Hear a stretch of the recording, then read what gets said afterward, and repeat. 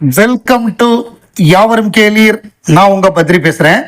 ஜனநாயகன் படம் லீக் ஆகி வெளிவந்தது அது குறித்து ஏகப்பட்ட பேர் எதிர்ப்பு தெரிவிச்சிருக்காங்க. அதுல மிக முக்கியமாக கமல்ஹாசன் அவர்கள், உலகநாயகன் கமல்ஹாசன் அவர்கள் எதிர்ப்பு தெரிவித்திருக்காரு. ஸோ அவர் ஒரு ட்வீட் போட்டிருக்காரு, ரொம்ப ஸ்ட்ராங்கான ட்வீட். அதாவது மற்றவங்கெல்லாம் மற்றவர்களுடைய எதிர்ப்பு இந்த படம் லீக் ஆனதை பத்தி மட்டுமே இருக்கு. ரஜினிகாந்த் போட்டிருக்காரு, சூர்யா போட்டிருக்காரு, சிவகார்த்திகேயன் போட்டிருக்காரு, இன்னும் நிறைய இயக்குனர்கள் எல்லாருமே போட்டிருக்காங்க. அவங்க என்னன்னா, இதுல ஏராளமான தொழிலாளர்களோட உழைப்பு இருக்கு, இந்த படம் லீக் ஆனதுங்கிறது மிகப்பெரிய ஒரு அநியாயம், அதுல யார் செஞ்சிருந்தாலும் அவங்களுக்கு உரிய தண்டனையை பெற்றுக் கொடுக்கணும்னு போட்டிருக்காங்க. ஆனா கமல்ஹாசன் அவர்கள் போட்ட பதிவு தான் ரொம்ப ஸ்ட்ராங்கான பதிவு. அவர் இந்த படம் திருட்டுத்தனமா வெளிவந்ததற்கு காரணம், அதற்கு வடிவமைத்து கொடுத்ததுக்கு காரணம் சென்சார் சர்டிபிகேட், அதாவது நம்ம சென்சார்னே சொல்லக்கூடாதுன்னு அவர் சொன்னாரு. அந்த என்ன சொல்றது, சிபிஎஃப்சி அந்த சான்றிதழ் வழங்குறதுல தாமதமானதும் ஒரு காரணம் இருக்காரு. அவருடைய அறிக்கையில அவருடைய வார்த்தைகள்லயே சொல்றேன், ஜனநாயகன் கசிந்தது ஒரு விபத்து அல்ல, இது அமைப்பு ரீதியான தோல்வியின் விளைவு.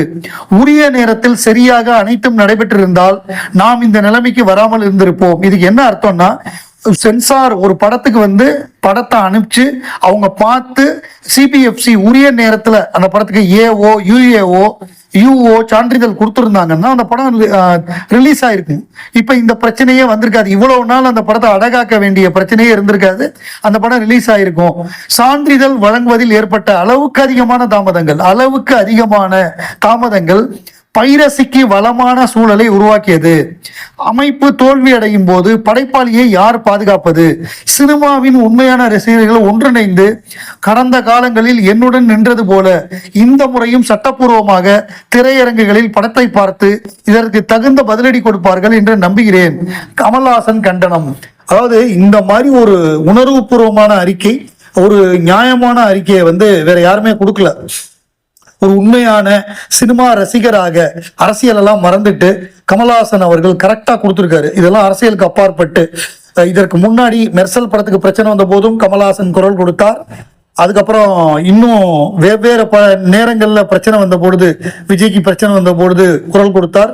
கரூர் சம்பவத்தின் போதும் அந்த 41 பேருக்கு 41 லட்சம் கொடுத்தாரு. இந்த மாதிரி விஜய்க்கு ஆதரவாக பல நேரங்கள்ல கமல் கொடுத்திருக்காரு. ஆனா கமலுக்கு ஆதரவாக விஸ்வரூபம் பிரச்சனை வந்த போதோ, அல்லது தக் லைஃபுக்கு கர்நாடகால பிரச்சனை வந்த போதோ, இல்ல மற்ற நடிகர்கள் ரஜினிகாந்துக்கோ அஜித்துக்கோ வேற யாருக்காகுமோ விஜய் குரல் கொடுத்ததே கிடையாது. அப்படிங்கறத இந்த இடத்துல நான் அண்டர்லைன் பண்ணி சொல்ல விரும்புறேன்.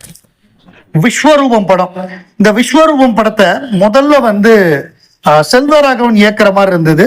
ஸோ அந்த படம் அது குறித்து கேள்வி கேட்கப்பட்ட போது அவர் பரத்வாஜர்கிட்ட என்ன சொல்லியிருக்காருன்னா, I regret not doing my version of Vishwaroopam. நான் என்னுடைய வெர்ஷனை பண்ண அதுக்கு நான் வருத்தப்படுறேன். It is widely known Vishwaroopam starring Kamal Haasan was initially suppose to be directed by Selvaraghavan but the later excited during pre production stage.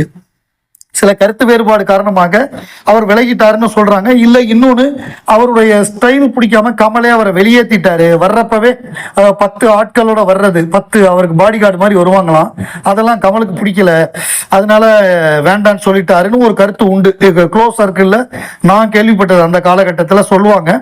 ஆனா இந்த ரீசன்ட் இன்டர்வியூல சிலவரை என்ன சொல்லியிருக்காருன்னா, அவருடைய வெர்ஷன் அவர் என்ன நினைச்சிருக்காருன்னா, யூஸ்வலா அந்த ஒரு பர்டிகுலர் நாட்டையே எதிரி நாடா காமிக்கிறது, நெகட்டிவா காமிக்கிறதுங்கிறது, அது இல்லாமல் அதுலயும் நல்லவங்க இருக்காங்கிற மாதிரி காமிக்கணும்னு நான் நினைச்சேன். He wanted to present a different angle, highlighting that even there people have their own way of life and that good individual exists as well. அப்படிங்கிற மாதிரி என்னுடைய ஐடியா. அதுக்கு கான் அப்படின்னு விஸ்வரூபம்னு பேர் வைக்கல, கான்னு தான் பேர் வச்சிருந்தோம் அப்படின்னு சொல்றாரு. கமல் எடுத்த விஸ்வரூபம் மாஸ்டர் பீஸ். அந்த மாதிரி ஒரு சினிமாட்டிக் எக்ஸலன்ஸ், அந்த மாதிரி ஒரு எக்ஸிகியூஷனை நம்ம பார்க்கவே முடியாது. அந்த ஒரு பர்டிகுலர் ஆப்கானிஸ்தானை வெவ்வேறு இடங்கள்ல அங்க போய் ஷூட் பண்ண முடியாது. இங்க நம்ம ஜேபிஆர் காலேஜ் பின்னாடி, அப்புறம் வெவ்வேறு நாடுகள், ஜோர்டான் மாதிரியான நாடுகள்ல எல்லாம் படப்பிடிப்பு நடத்தி ரொம்ப சூப்பரா கமல் கொண்டு வந்திருப்பாரு. கமல் மாதிரி பண்ண முடியாது. அவர் டைரக்ட் பண்ணதுனாலதான் அந்த படம் இவ்வளவு தூரம் பிரமாதமா வந்தது. அதாவது விஸ்வரூபம், அதாவது விஷாம் அகமது காஷ்மீரி விஸ்வரூபம்ங்கிறதுலாம் கமலுக்கு தான் தோணும்.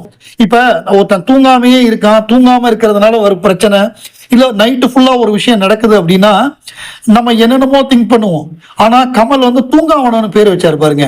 ஒரு நைட்டு ஃபுல்லாக ஒரு விஷயம் நடக்குதுங்கிறதுக்கு அது வந்து கமலுக்கு தான் அப்படி தோணும். இந்த விஸ்வரூபங்கிற பேரே வந்து அந்த விஷால் முகமது காஷ்மீரி எடுக்கக்கூடிய விஸ்வரூபம் அப்படின்னு அவர் பிரமாதமாக கொண்டு வந்த அந்த படத்தை, கதாநாயகனும் ஒரு முஸ்லீம் தான், ரா ஏஜென்டா இருக்கக்கூடிய கதாநாயகன் அவனும் ஒரு முஸ்லீம் தாங்கிறதை கொண்டு வந்து படத்தை ரொம்ப அழகா அந்த மாதிரி பண்ணியிருப்பாரு. அதுக்கு வேற ஒரு இயக்குனரால பண்ணவே முடியாது. நல்ல வேளையாக செல்வராகவன் அந்த படத்தை பண்ணாதது நமக்கு ரொம்ப ரொம்ப மகிழ்ச்சி. அதனாலதான் கமல் டைரக்ட் பண்ணி அது மாபெரும் வெற்றி படமா வந்தது. கமல் சினிமால திருப்பு முனை அப்படின்னா பல காலங்களில் ஏற்பட்டிருக்கு. அதுல மிக முக்கியமான திருப்பு முனை அப்படின்னு சொல்றது வந்து இளமை ஊஞ்சல் ஆடுகிறது படம். ஸ்ரீதர்ங்கிறவர் தான் காதலிக்க நேரம் இல்லையில தமிழ் சினிமால ஒரு திருப்பு முனை ஏற்படுத்தியவர். அவரை பொறுத்தவரைய புதுமுகங்களை அறிமுகப்படுத்துவார். அவருடைய செட் ஆஃப் மியூசிக் டைரக்டர்னா MS விஸ்வநாதன் தான், கண்ணதாசன் தான். அவருடைய நடிகர்கள், பழைய நடிகர்கள் இவங்களை தான் தொடர்ந்து பயன்படுத்திட்டு இருந்தாரு. அப்படி இருக்கும் பொழுது இளமை ஊஞ்சல் ஆடுகிறது படம் ஆரம்பிக்க போறாங்க. அப்ப வந்து சந்தான பாரதி, நம்ம P வாசுலாம் அவரோட அசிஸ்டண்டா வேலை பார்க்குறாங்க. அப்ப அவங்க ரெண்டு பேரும் என்ன பண்றாங்கன்னா, சந்தான பாரதி வந்து ரொம்ப க்ளோஸ் இவருக்கு, ஸ்ரீதர் சாருக்கு அசிஸ்டண்டா இருந்தாலும், ஜூனியர் உள்ளதுலே கடைசி அசிஸ்டன்ட் இவங்க ரெண்டு பேரும் இருந்தாலும் அவங்க ரொம்ப க்ளோஸா கிட்ட போய், சார் இந்த படத்துல வந்து நம்ம கமல் ரஜினி 16 வயது நிலையில கமல் பட்டையை கிளப்புறாரு, பெரிய ஹீரோ, அவரை நீங்க யூஸ் பண்ணுங்க, அதுல ரஜினி வில்லனா நடிச்சிருக்காரு, அவரை ஒரு ரோலுக்கு போடுங்க அப்படின்னு சொல்லிட்டு அப்புறம் மியூசிக் டைரக்டரா இளையராஜா போடுங்கன்னு ஒண்ணு கடுப்பாயிட்டாராம். என்னையா ஒவ்வொன்னா சொல்லி கடைசியில எல்லாத்தையும் மாத்திருவீங்க போல் இருக்கு, போங்க ஏன்ட்டாராம். ஸோ இவங்க போயிட்டாங்களாம். 2 நாள் 3 நாள் கழிச்சு வந்து பார்த்தா கம்போசிங் நடந்துகிட்டு இருக்கு. மேல பார்த்தா ஸ்ரீதர் இருக்காரு, பக்கத்துல பார்த்தா இளையராஜா உட்காந்துருக்காரு, கங்கமரன் உட்காந்துருக்காரு, வாலி சார் உட்காந்துருக்காரு, கம்போசிங் நடக்குது.